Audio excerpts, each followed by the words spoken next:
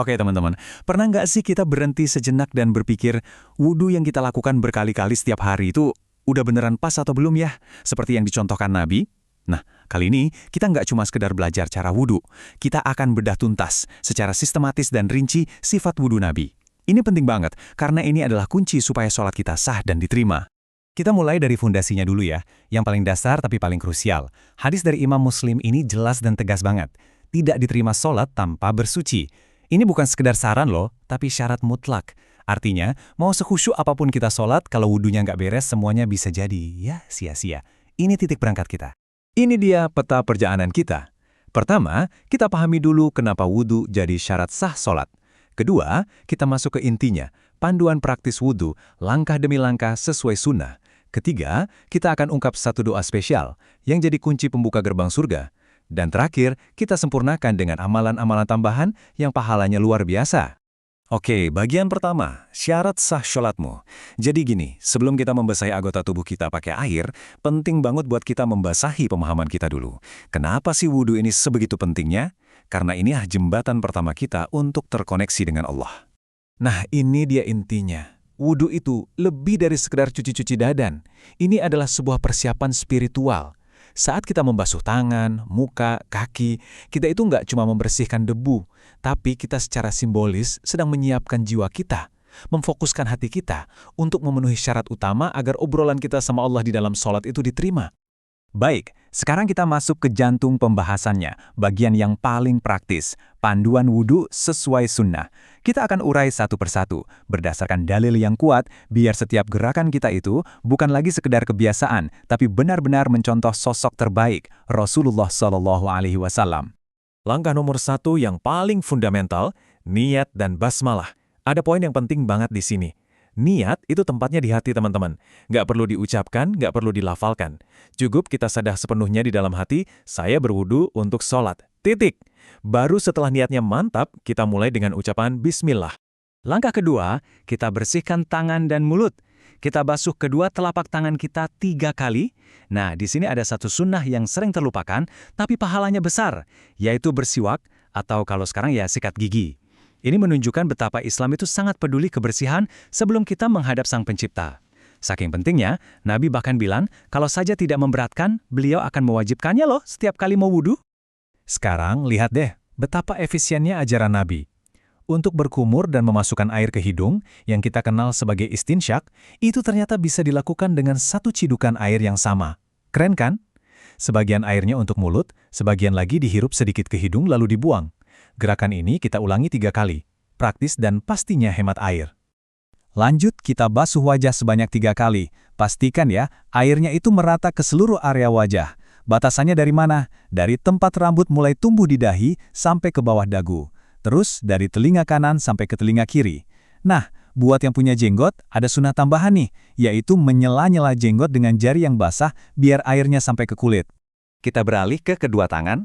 Ingat, selalu dahulukan yang kanan, baru yang kiri. Masing-masing 3 kali. Perhatikan batasannya, sampai ke siku. Para ulama menyarankan untuk membasuhnya sedikit melewati siku. Kenapa?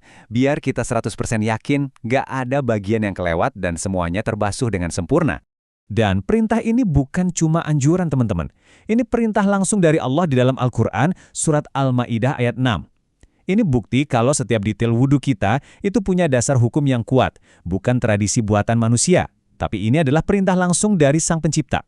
Nah, langkah ke-6 ini agak unik. Kenapa? Karena gerakannya cuma dilakukan sekali, nggak diulang 3 kali. Caranya, kita basahi kedua tangan, lalu usap kepala dari depan ke belakang sampai tengkuk, terus langsung balik lagi ke depan. Satu gerakan. Dan tanpa mengambil air baru, sisa air yang ada di tangan kita langsung dipakai untuk membersihkan telinga. Jari telunjuk buat bagian dalam, ibu jari buat bagian luar. Efisien lagi kan? Dan kita sampai di langkah terakhir untuk pembersihan fisik, membasuh kedua kaki. Mulai dari yang kanan 3 kali sampai melewati mata kaki. Penting banget untuk menyela-nyela jari kaki biar airnya rata.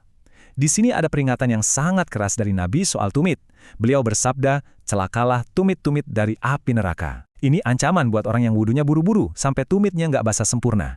Jadi, yuk kita perhatikan bagian ini baik-baik. Selesai sudah rangkaian pembersihan fisik kita. Tapi wudhu belum selesai. Sekarang, kita akan naik level dari pembersihan jasmani ke puncak spiritual dari ritual wudhu itu sendiri.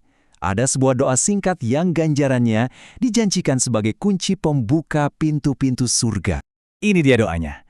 Setelah wudhu kita sempurna, disunahkan untuk menghadap kiblat, lalu dengan khusyuk kita ucapkan kalimat agung ini. Yuk, kita baca pelan-pelan. Asyhadu an la ilaha illallah wahdahu la syarikalah wa asyhadu anna Muhammadan abduhu wa rasuluh. Maknanya dalam banget.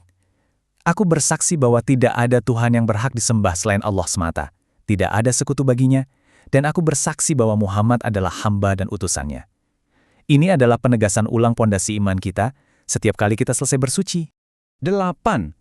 Apa ya hubungannya angka 8 ini dengan doa yang baru saja kita baca? Ini bukan angka biasa loh. Di baliknya ada sebuah janji yang luar biasa yang disampaikan Allah melalui lisan Rasul-Nya.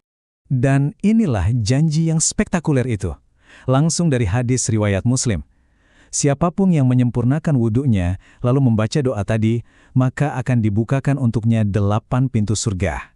Dan dia boleh masuk dari pintu mana saja yang dia mau. Subhanallah. Coba renungkan, amalan singkat yang kita lakukan berkali-kali sehari, ganjarannya adalah kebebasan memilih pintu surga. Betapa pemurahnya Allah. Eits, tapi tunggu dulu. Apakah kesempurnaan itu berhenti sampai di sini? Ternyata masih ada level berikutnya. Masih ada amalan-amalan tambahan yang bisa bikin wudhu kita naik kelas, dari sempurna menjadi super istimewa. Ada 2 doa tambahan lagi yang juga punya dasar yang kuat. Pertama, doa taubat. Allahumma ja'alni minat tawwabin wa ja'alni minal mutatahhirin, yang artinya, ya Allah jadikan aku bagian dari orang yang bertaubat dan orang yang menyucikan diri.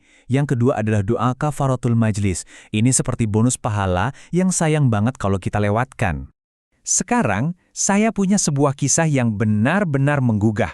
Suatu hari, Rasulullah bercerita, beliau mendengar suara langkah sandal seseorang di surga. Padahal orang itu masih hidup di dunia bersamanya.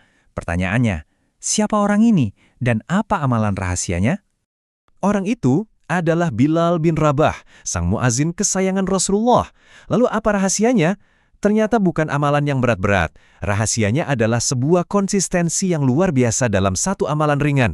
Setiap kali beliau selesai berwudu, kapanpun itu, siang atau malam, beliau selalu langsung mengerjakan sholat sunnah 2 rakaat yang kita kenal sebagai sholat syukrul wudu.